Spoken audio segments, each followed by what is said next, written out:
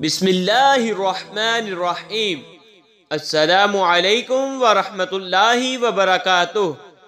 پاک صلی اللہ علیہ وآلہ وبارک وسلم لی خمسۃ اطفی بہا حر الوباء الحاتمہ المصطفیٰ والمرتضی وابنہما والفاطمہ رضی اللہ تعالی عنہا۔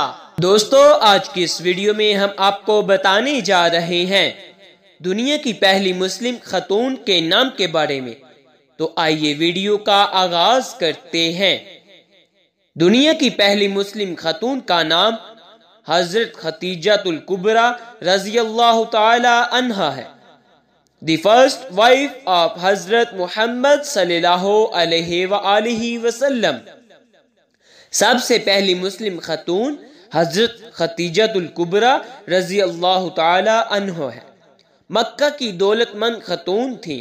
نیکی اور پاک بازی کی وجہ سے لوگ آپ کو طاہرہ کہتے تھے۔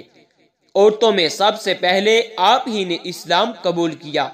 سب سے پہلے آپ ہی ان حضرت صلی اللہ علیہ وآلہ وسلم کے نکاح میں آئیں اور 25 برس تک رسول صلی اللہ علیہ وآلہ وسلم کی رفاقت اور نبوت کے 10ویں برس وفات پائی۔